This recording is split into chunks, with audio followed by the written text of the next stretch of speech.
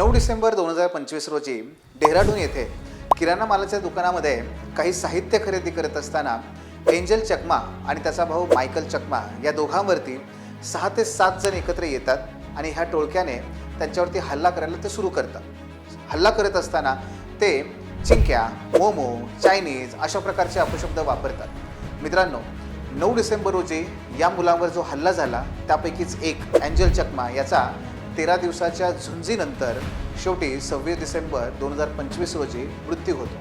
ही घटना नुसती हृदयद्रावक नाही आहे, तर भारतीय समाजामध्ये किती खोलवर दऱ्या आहेत, फक्त जातीची नाही, लिंगभावाची नाही, तर ती वांशिक सुद्धा आहे हे यातून आपल्याला दिसतं। याचबरोबर भारतीय समाजाचं नैतिक अधःपतन होतंय की काय यासारखी भावना सुद्धा आपल्या मनात येणं साहजिक आहे। मित्रांनो, अशाच पद्धतीने जेव्हा अमेरिकेमध्ये किंवा युरोपमध्ये भारतीय लोकांवर जेव्हा हल्ले होतात, गो बॅक इंडियन जेव्हा तिथे बोर्ड दाखवले जातात, तेव्हा आपल्या हृदयाला फार वेदना होतात।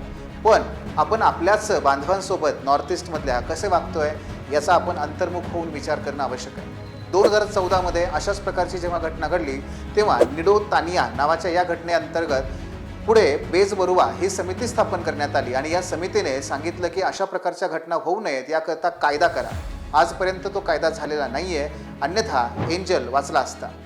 याच घटनेनंतर मग मान्य सर्वोच्च न्यायालयामध्ये अशा प्रकारच्या वांशिक द्वेषाच्या ज्या घटना आहेत त्याला हेट क्राईमचा दर्जा द्या म्हणून आता मागणी होतीये। हा सगळा प्रकार हा स्ववंश श्रेष्ठत्ववादाचा प्रकार आहे, याला एथनोसेंट्रिझम म्हणतात। याच्या अंतर्गत आमची संस्कृती श्रेष्ठ, तुमची मात्र कनिष्ठ हा भाव असतो आणि त्यातून आपण इतरांचा द्वेष करतो, मारहाण करतो आणि त्यातून राष्ट्रीय एकात्मतेला तडे बसायला लागतात।